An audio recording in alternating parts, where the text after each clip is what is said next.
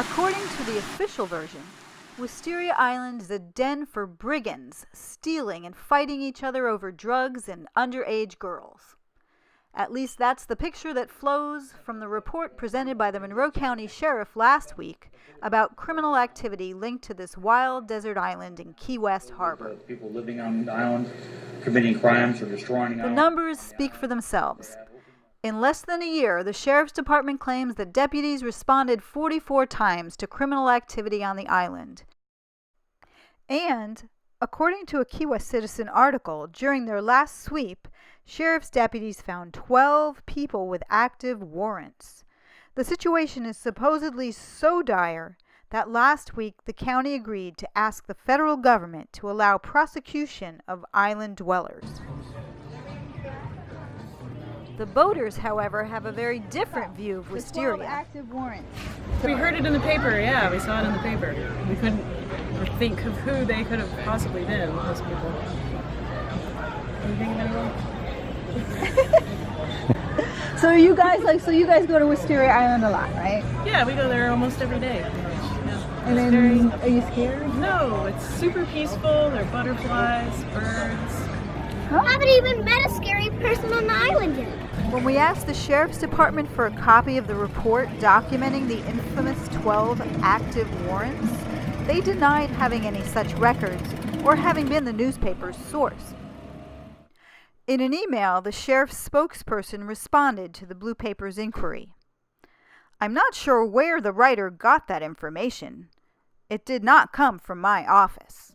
And when we checked into the 44 so-called sheriff's interventions on the island, the numbers were just as questionable. From April 9th of 2016 to January 9th of 2017. A lot of them are vessel stops.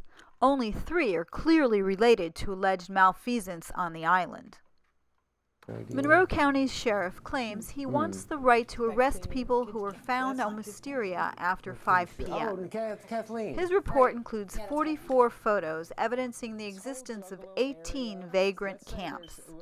You can probably say there's a big wide open area, and Chris's tent was right there. But when we showed the photos to people familiar with the island, they found they simply showed multiple angles of the same 6 camps. According to Cliff Hartman, only 3 of those were actual active camps when the sweep occurred. So we met Cliff, otherwise known as Mayor of Wisteria, for an afternoon on the island. Cliff admits that homeless people from town are sometimes piling up unsightly camps, which are hard to control. Oh, okay. Okay, so But we cleaned that all up. Man, not all up. So is that Dale too? Any of those islands out in the... But he argues that the majority of Wisteria lovers are keeping the island exceptionally clean. Mule Key, Archer Key, all those keys. You go over here to Demolition Key. Any of the keys out here that don't have any people on it are complete. There's a tide line that is awash with fishing debris, bottles, rope, all sorts of flotsam and jetsam that's no one's picking up. Out here, this island would be just like that, or worse because of its proximity to Key West, and it's not. This whole, all because this we stuff. walk around the shore like twice weekly and clean everything up. Except for maybe Joe. Troy's here, I think. Not for long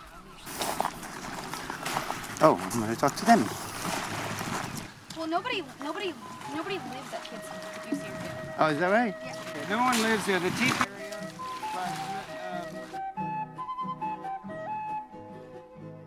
Hey, guys. I'm a reporter here in town. Okay. What do you think of the island?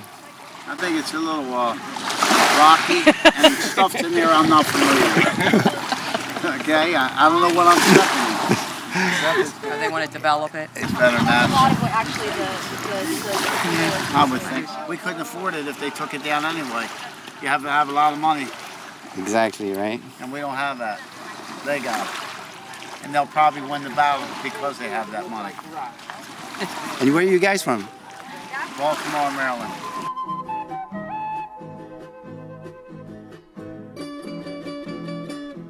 And I thought thought it would be good to leave maybe some encouragement to take care of the place, because we all enjoy it and should enjoy it. Here for the afternoon?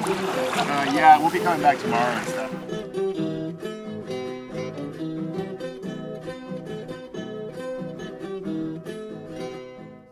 Tried going underwater without holding my breath, and then it got stuck in my nose. Mississippi. People are careless and it ends up here. Right. But I did see a couple of people walking around picking up trash that had washed ashore. I'm from Ocean City, Maryland. All right. Thank you so much. Thank you. Have a good day.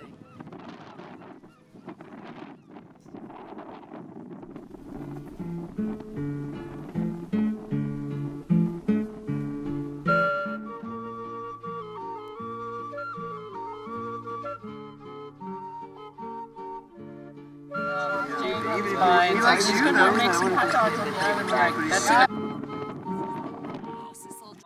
I think that this island brings people together. I haven't seen a lot of bad people out here ever doing anything bad, because where there's freedom, people are going to do good and bad things, but there are good people out here now. There have been good people out here since me and my fiance came out here 3.5 years ago. This has been a very peaceful place. People respect it. They clean up out here. And everywhere you go, it's a living work of art. There isn't an island full of criminals out here, and it really breaks my heart that anyone would say that. Is the island as good as it could be? Probably not. And we did come across at least one pretty outrageous homeless camp.